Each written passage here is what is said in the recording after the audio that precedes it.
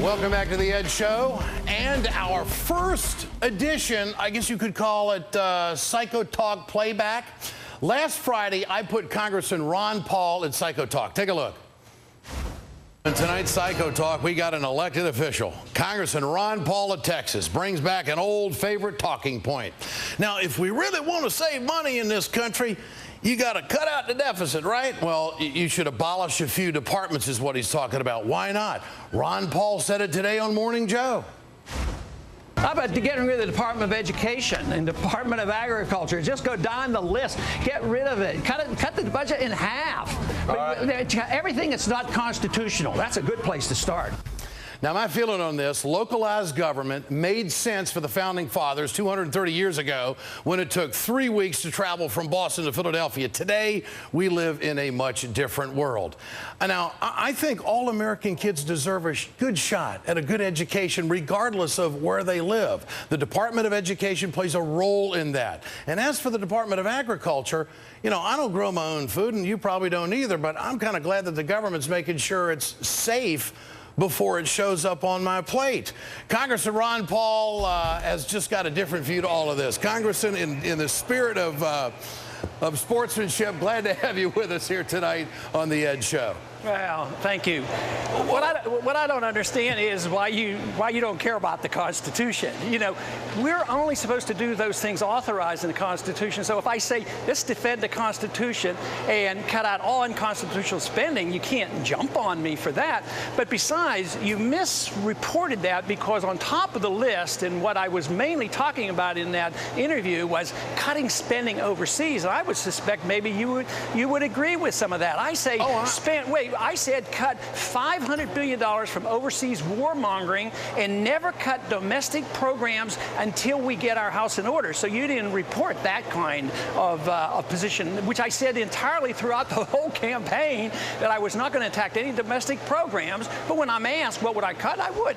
The Department of Education should be cut. It's unconstitutional. It's inefficient. We've spent nearly $2 trillion on the Department of Education, and people aren't doing that well. And right now in Washington, the city of Washington, we spend $25,000 per student, and they're not doing all that well. We can spend $400 or $500 on a homeschooler in Texas, and not that I believe that everybody should be homeschooled, but in comparison, they spend $400 or $500, and they almost all go to college, and there are no guns and no drugs. I mean, we have to come down to a census to defend the educational system, even when it's unconstitutional. It doesn't make much sense to me. All right, Congressman Paul, let's get to my reporting.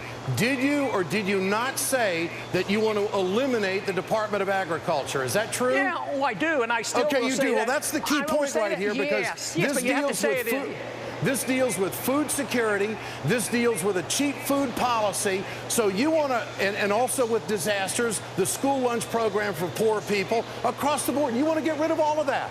Well, it really hasn't served well. Most of the subsidy... But you want to get rid of that. That's the key point here. Congressman, you say that you want to get rid of things that Americans absolutely rely on. Because it's unconstitutional. There's no authority for it. But let me tell you, the practical reason is it subsidizes corporate farmers, not the little farmers. 78% of all the subsidies go to corporations. It raises the cost of food to the average person. Just think of, for over 100 years, who did they protect? The tobacco farmers. So you're defending the tobacco farmers. I'm not. Look, sure, I'm not saying that there's not mistakes in the ag department, but I do know that the checks and balances when it comes to good food on our table is something that we've got to have. What about food security in this country? We've had some issues with food security. The Department of Agriculture is the department that oversees all of that. How can you be for stripping that away? And you say it's not constitutional. The vote of the people. This goes back to Abraham Lincoln. You want to strip out a department that goes all the way back to Abraham Lincoln? Was he a socialist too? No, but he didn't believe in the republic as we do, because he wanted to nationalize everything. And that is true. It started in 1862. So it wasn't authorized originally. So we get rid of it. So you're saying that the ag department today plays no function in our government of any meaningful source at all, and we should just get rid of it? No, I didn't say that. Yes, you did say it. You did say that, No, you put words in. You said that on Morning Joe. You said that you wanted to get rid of the ag department. Department. Do you want to interview me or not? Do you want to interview me? No, I've interviewed you. I've given you all I need to hear. Respectfully, Congressman, you're in the psycho talk zone because you want to get rid of something that provides security to this country, and that's food security. I appreciate your time tonight. Good to have you with us. Ed, I think the psycho term is misplaced. Okay. It may be a reversal of that term. All right. Because of the rant that I just heard.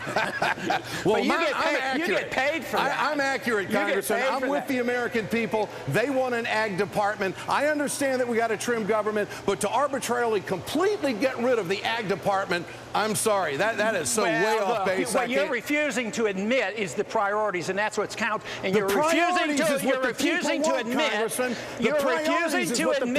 They want public education, and they want the Department of Agriculture. You're refusing to admit that you don't give a darn about our Constitution. Pretty soon they're going to be going to war without a declaration. No, I do care about the Constitution. I care about a vote and the people that voted for this. They're going to be That's what they have voted for. And they're going to be spying on you against the Fourth Amendment. You better have respect for the Fourth Amendment and the Constitution and not be so careless with our rights and the rule of law. Congressman, you're a good sport. We got to have you back, and the next time you're back, we will talk about the Fourth Amendment. Will you be friendly? I'm friendly right now. I just disagree with you. You used to be friendlier on the radio. You get a big audience that's going to your head. Congressman, I like you. You're a great guy, but we're not going to get rid of the Department of Agriculture. Who said we were? What about your state of Texas, where they've had all those droughts out there and those ranchers? You going to throw them under the bus? Well, the only ones that would lose any money are the very wealthy corporate farmers. All right. Well, you'll come around. You believe in the Constitution when you want to. All right. I do believe in the Constitution, but I also believe in the Department of Agriculture. It's great to have you with us tonight. Whatever you want. All right. Thank you, Congressman. I appreciate your time. And I do. And I do. And I got a lot of heat from people because I put him in the psycho talk zone. But the fact is, look at what the Department of Agriculture does for this country. Mad cow disease. They had a provision in the last farm bill. It was called COOL, Country Origin of Labeling. Do you want to know where your food comes from? The Department of Ag does that. We're in a world of terrorists that want to take us down. That's all the conservatives do, is tell us how, well, gosh, we got to protect the country. Part of protecting the country is protecting the food source. All right, and we're going to have it back because I want to talk about that Fourth Amendment thing. President Obama is going to make a major speech about national security tomorrow. This comes after the Senate voted 90-6 to block the funds to close Gitmo. What's up with that? For more on that, let's go to our political panel tonight. Katrina Vanden Heuvel, editor of The Nation. Also, Chris Cillizza is a White House reporter for The Washington Post. And John Feary is a Republican strategist. And all three of you can tell that I need a break right now. I feel like I just ran a marathon. Hard to top that, Ed.